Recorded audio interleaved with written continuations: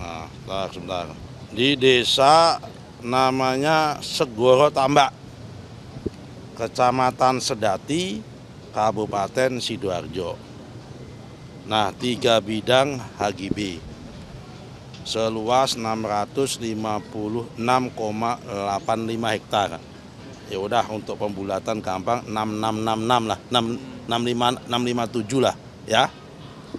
Atas nama PT Surya Inti Pertama, luas 285,16. 2 PT Semeru Cemerlang, luas 152,36. 3 PT Surya Inti Permata, luas 219,31 hektar. HGB ini keluar pada tahun 1996. Kemudian yang nomor 2 juga tanggal 2 Agustus. Yang nomor 2 keluar tanggal 15 Agustus tahun 1996. Yang nomor 3 keluar tanggal 26 Oktober tahun 1999. Dulu awalnya itu adalah tambak ceritanya. Nah, ini kemudian saya cocokkan dengan peta supaya Bapak paham. Ini tak tunjukin peta before sama after. Nah, ini before-nya memang begini nih. Nah, ini petanya.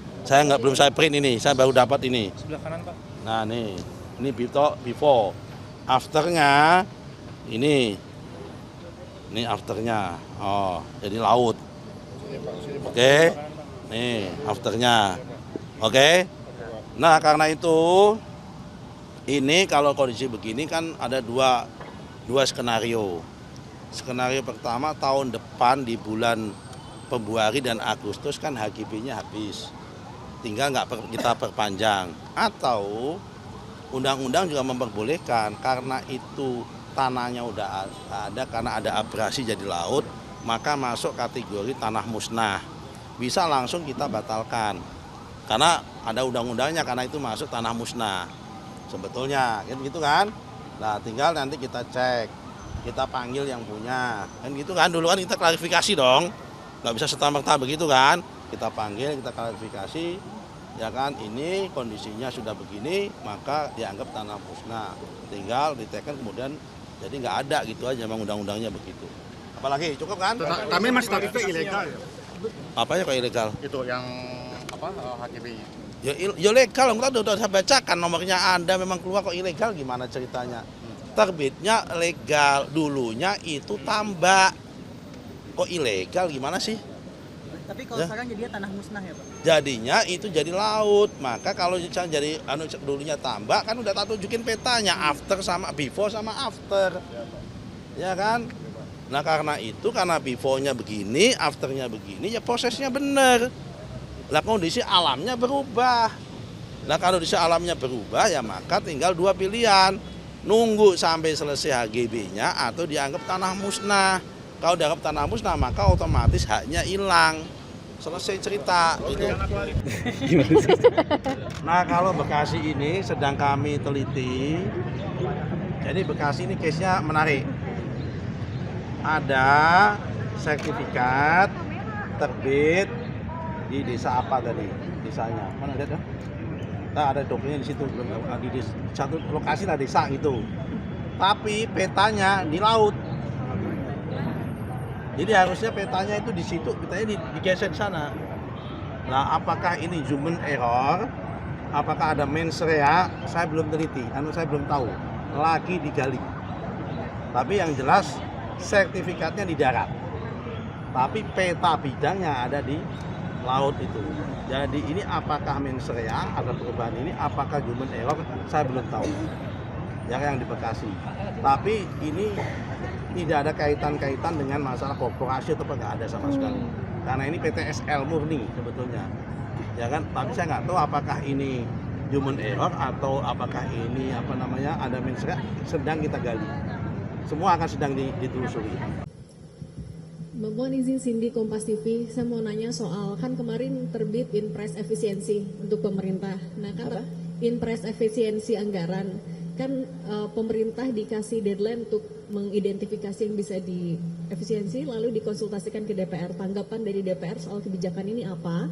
Sama yang kedua, kan kemarin ada raker yang soal pagar laut tapi masih belum disebutkan siapa pemasangnya. Mau penegasan dukungan dari DPR untuk mengungkap ini sejauh apa?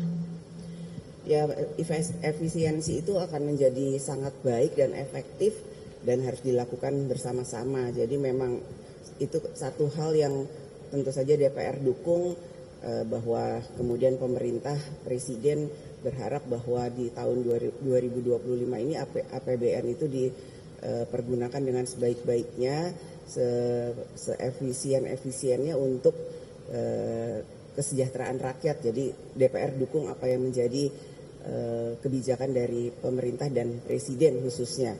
Terkait dengan pagar laut, ya itu sudah ditindaklanjuti oleh Komisi 4. Laut adalah milik seluruh rakyat Indonesia, milik negara.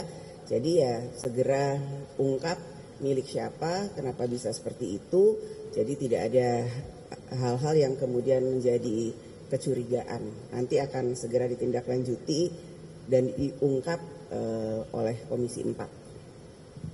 Baik, terima kasih. Jadi dari kami bahwa saat ini sedang mengikuti ya secara seksama bagaimana perkembangan di lapangan terkait dengan penanganan masalah ini ya. Tentu kita mendahulukan lembaga-lembaga yang menjadi leading sektor atau yang berkompeten terkait dengan administrasi dan seterusnya.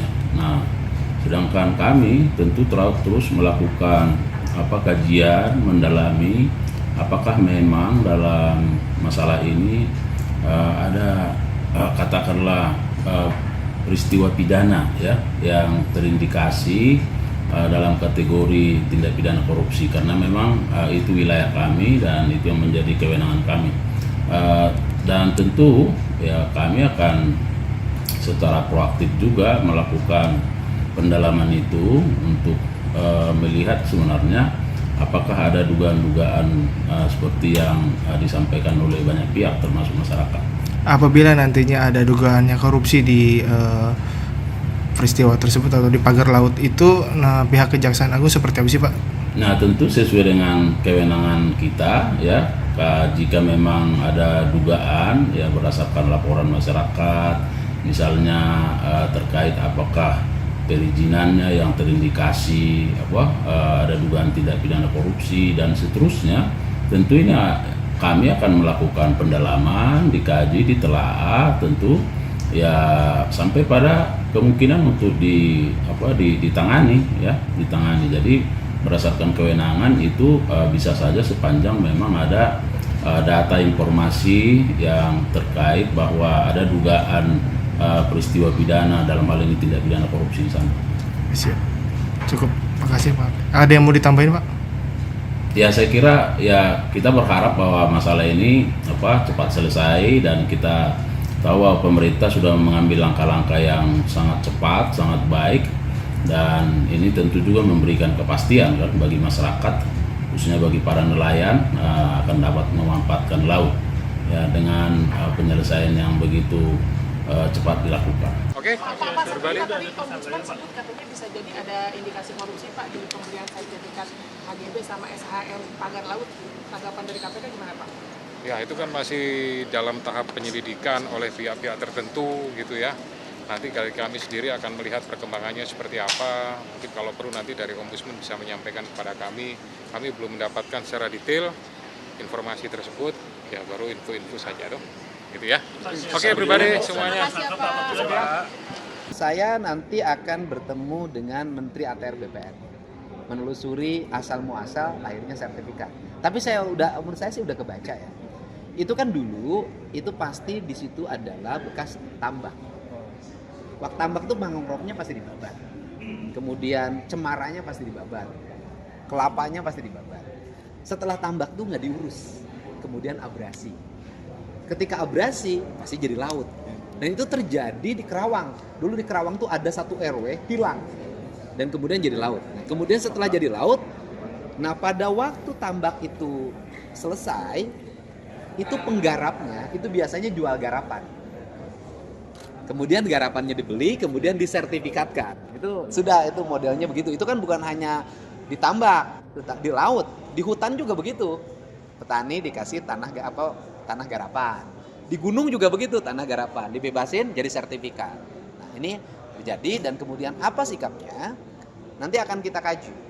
Yang jelas bahwa saya sudah sampaikan, kalau arah dari kebijakan Dinas Kelautan itu adalah membangun, di situ membangun dermaga, nggak usah minta swasta deh kalau cuma 250 miliar. Sudah dibangun aja tahun 2026 oleh Pemprov. Sudah 2,6 miliar. 2,6 miliar. Itu mah sumbangannya. Ini 250 miliar itu untuk membangun dermaga. Sudah aja dibangun oleh Pemprov dan kemudian nanti lihat itu kan ada perjanjian berapa tahun, Pak?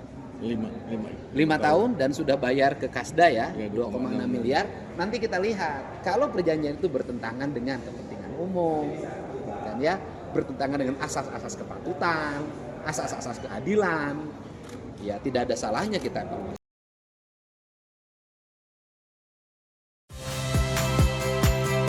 Saya Magister Tarigan. Saksikan program-program Kompas TV melalui siaran digital, pay TV, dan media streaming lainnya. Kompas TV, independen, terpercaya.